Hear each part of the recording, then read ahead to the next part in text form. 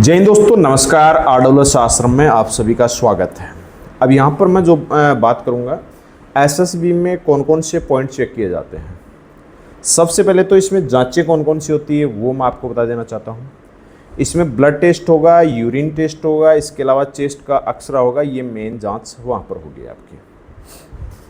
उसके बाद में देखो, इसमें मेडिकल पॉइंट क्या क्या बन सकते हैं, उन सभी पॉइंटों के बारे में मैं बात करने वाला हूँ। कौन सा ज़्यादा पॉइंट बनता है उसके बारे में भी आपको मैं बताने वाला हूँ। सबसे पहले अगर हम बात करें तो वाइब्रेशन।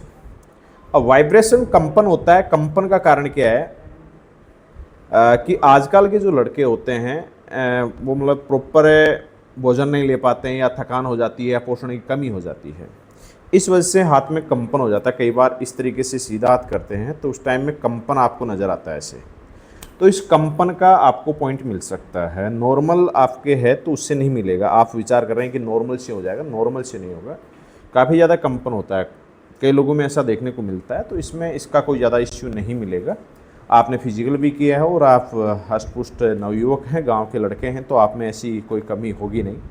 तो इसमें तो कोई दिक्कत वाली बात नहीं है। चेस्ट का जैसे मान लीजिएगा, चेस्ट में ऐसा होता है कि फुलाव नहीं आता है कई बार। अब फुलाव तो उसमें आपने फिजिकल पास कर लिया तो उसमें पॉइंट मिलने का मतलब नहीं है। चेस्ट में वैसे कोई दिक्कत आपको आएगी नहीं।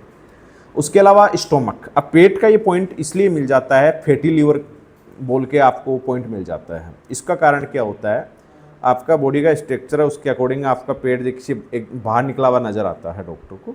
तो वो उसमें पॉइंट इसलिए बना देते हैं फैटी लीवर का बनाएंगे। क्यों?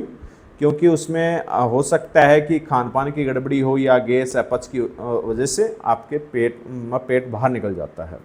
तो उसको फैटी लीवर बोल के आपको पॉइंट मिल जाएगा। तो आप फिजिकल वगैरह अगर करते हैं, और फिजिकल आपने पहले भी किया, तो ऐसी आपको दिक्कत आएगी नहीं।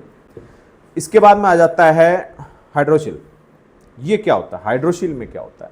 हाइड्रोशिल में मैं आपको बता देना चाहता हूँ, इसमें अंडकोश में पानी भर जाता है। अंडकोश में पानी क्यों भर जाता है? कई बच्चे गलती ये कर देते हैं कि जैसे रनिंग वगैरह करते हैं तो उस टाइम में जैसे टाइट या लंगोट का यूज़ नहीं करते हैं। इस एज के अंदर आप बिना लंगोट या टाइटी के आप रनिंग करते हैं तो ये समस्या आपके सामने आ सकती है। तो इस चीज़ का आप भी ध्यान रखें विशेष। इसके अलावा पेनिस का होता है कि इसमें पेनिस में नॉर्मल पॉइंट ये मिलता है कि उसमें जैसे पेनिस में एक छेद होना चाहिए, वहाँ पर कई बच्चों के 2 छेद देखने को मिल जाते हैं। इस वजह से वहाँ पर पॉइंट मिल जाता है। तो आप पेनिस अगर प्रॉपर सही है तो उसमें आपको कोई दिक्कत नहीं आएगी। इसके बाद में आ जाती है पाइल्स बवासीर है। वैसे तो ये कोई एक रोग नहीं है। आप अगर खान पीन प्रॉपर रखते हैं, पानी टाइम टू टाइम पीते हैं, तो आपको ये दिक्कत नहीं होती है। आप अगर मसालेदार ज़्यादा चीज़ें खा रहे होते हैं, तेली चीज़ें ज़्यादा खा रहे होते हैं, खान पान आपका सही नहीं है, पानी आप कम पी रहे हैं, तो ये पाइल्स की आपको दिक्कत हो सकती है। ये पॉइंट बनता है, मुख्य रूप से ये पॉइंट बन जाता है। अगर आपको ये दिक्कत है तो पहले ही आप खान पीन पे विशेष आपको ध्यान देना चाहिए। इसके बाद में आ जाता है नी, मतलब नोकनी का जो पॉइंट हम बोलते हैं। नोकनी में क्या होता है, जैसे घुटने टच हो रहे होते हैं। ये समस्या क्यों होती है? कई बार आपका ओवरवेट होता है, ओवरवेट की वजह से भी हो जाता है।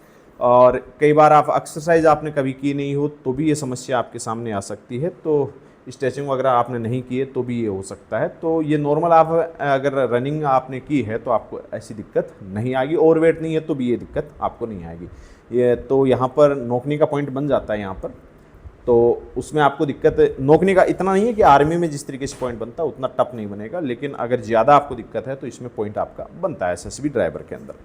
उसके बाद में आता है फ्लैट फुट का आपको पता ही है। फ्लैट फुट अगर है तो आपने पहले भी पॉइंट मतलब मेडिकल आपको मिला होगा। फ्लैट फुट अगर ज़्यादा है तो आपको पॉइंट मिलेगा। आर्मी के लेवल का तो नहीं होगा, लेकिन फ्लैट फुट फुल है तो आपको बाहर कर दिया जाएगा। उसके बाद में आता है वेरिकोज। वेरिकोज मतलब नशे, जैसे वेरिकोज का आपको पॉइंट मिलेगा। आपको जैसे पंजे के ऊपर आपको खड़ा किया जाएगा, पंजे पे खड़े होंगे तो उस टाइम में नशें आपकी दिख जाती है। अगर ऐसी नशें दिखती है तो वो वेरिकोज का आपको पॉइंट वो मिल ही जाता है। तो वेरिकोज का क्यों होता है? ज़्यादा देर खड़े रहना, या मोटापा, या आनुवंशिक भी हो सकता है। तो अगर आपको ये दिक्कत है तो आप पहले ही समाधान करने की कोशिश करिएगा। आप डॉक्टर से सलाह ले सकते हैं। टैटू, अगर जो पैमाना दिया हुआ है उसके अकॉर्डिंग आपने टैटू नहीं बना रखा है तो उसमें भी आपका पॉइंट बन जाता है। इसके अलावा हाइट और वेट का आपका तालमेल होना चाहिए। अगर हाइट के अकॉर्डिंग आपका वेट नहीं है तो आपका वेट कम भी हो सकता है। और हाइट के अकॉर्डिंग मतलब आपका वेट ज़्यादा भी हो सकता है। तो एक BMI कैलकुलेटर होता है, आप गूगल पे आप लिखिएगा BMI कैलकुलेटर, उसके अंदर अपनी हाइट और वेट डालेंगे तो उसमें आप अंडरवेट हैं या ओवरवेट हैं, दोनों में से आपको फ़र्क नज़र आ जाएगा। तो दोनों का ही पता लग जाएगा कि आप अंडरवेट हैं या ओवरवेट हैं। इसके बाद में आता है आई साइड। तो आइज़ आपका 6/6 यहाँ पर मांगा जाता है। अगर आपका 6/6 है तो उसमें आपको कोई दिक्कत नहीं आएगी। मतलब आपको एक चार्ट होता है 20 फुट की दूरी से आप उस चार्ट को देखेंगे, उसमें आप अगर आपको अक्सर सांप नज़र आते हैं तो वो आपका 6/6 हो जाएगा। दोनों अलग अलग आंखों से होना चाहिए, समझ रहे बात को। तो 6/6 आपकी आंख होनी चाहिए, दोनों आंखें आपकी होनी चाहिए प्रॉपर। तो वो आप चेक करवा ही सकते हैं, पहले आपको पता खुद को रहता ही है कि 6/6 है या नहीं है। कलर विजन, कलर विजन में आपको एक बुक मिलती है, उस बुक के अंदर यदि आप देखेंगे तो आपको पता लग जाएगा कि उसमें आप अक्सर पढ़ पा रहे हैं कि नहीं पढ़ पा रहे हैं। अगर नहीं पढ़ पा रहे हैं तो कलर विजन है तो आपको तैयारी नहीं करना चाहिए किसी भी कंडीशन में, आपको अभी से अपना ट्रैक चेंज करने लेना चाहिए। दूसरी आपको तैयारी करनी चाहिए, अगर कलर विजन है आपको किसी भी कंडीशन में अंदर नहीं किया जाएगा। पेन पॉइंट मतलब है आपको जिस तरीके से पेन यहाँ पर घुमाया जाएगा, इसका मतलब आपकी नज़र उस पर प्रॉपर आपकी चल नहीं पा रही है तो भी आपको यहाँ पर पॉइंट मिल जाता है। उसके बाद में अगर हम बात करें तो आगे आता है कान का। तो कान का तो नॉर्मली आप साफ सफाई करवा के जाएंगे तो आपको दिक्कत नहीं आएगी। छेद वगैरह होगा तो आपको पॉइंट मिलेगा वहाँ पे। अगर धब्बा है तो उसका पॉइंट यहाँ पर मुश्किल है, लेकिन अगर छेद है तो आपको पॉइंट मिल जाएगा। आर्मी इतना टफ नहीं होता, लेकिन आप साफ सफाई करके जाएंगे तो कान में ज़्यादा कोई दिक्कत आपको आएगी नहीं। इसके अलावा नोज में आप देखेंगे, नाक के अंदर देखो अड्डी अगर टेढ़ी मेढ़ी है तो वो आपको पॉइंट जरूर मिल जाता है, बाकी इसमें कोई दिक्कत नहीं होती है। नज़ला की अगर दिक्कत है तो भी आपको पॉइंट दिया जा सकता है उस टाइम में। तो सर्दी जुकाम का विशेष आपको ध्यान रखना है।